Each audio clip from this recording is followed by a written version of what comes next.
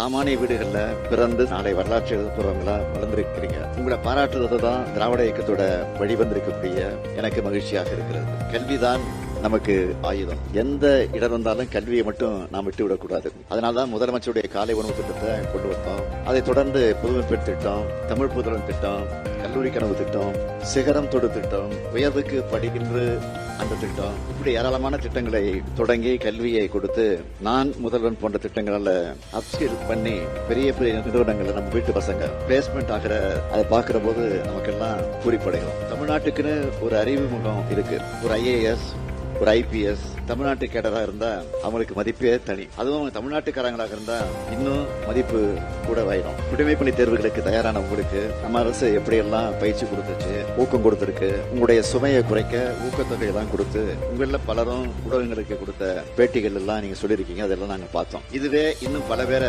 IAS IPS ஆவதற்கு motivate பண்ணணும். அதிகாரம் என்பது சமூகத்துக்கும் சக மனிதர்களுக்கும் எளியவர்களுக்கும் உதவுறதா, அவனுடைய வாழ்க்கை முன்னேற்றத்திற்கு பயன்படுத்துறதா அமையணும். இன்னைக்கு அதிகாரம் உங்க கையில நோக்கி வர இருக்கு. அதை நீங்க சரியாக பயன்படுத்திக் கொள்ள வேண்டும். என்னுடைய புது வாழ்க்கை அனுபவத்தில் இதை சொல்றேன். மக்களுடைய மனசுல நம்ம இடம்பெறணும். சமூக நீதி, நேர்மை, துணிவு ஆகியவற்றை மனசில் வச்சுக்கிட்டு ஏழை எளிய மக்களோட உயர்வுக்காக பாடுபடுங்க. ஈன்ற பொழுதின் பெரிதுவக்கும் வள்ளுவர் சொன்ன அந்த மகிழ்ச்சியை உங்க பெற்றோர்களுக்கு கொடுத்திருக்கீங்க. என்னை பொறுத்த வரைக்கும் புறநானூறுல சொன்ன சான்றோன் ஆக்குதல் தந்தைக்கு கடனை என்ற கடமையை நிறைவேற்ற மகிழ்ச்சியை கொடுத்திருக்கீங்க. நான் அடுத்த முறை உங்களை சந்திச்சாலும் உங்களுடைய பணிகளையும் சாதனையும் சொல்லி வாழ்த்த வேண்டும்.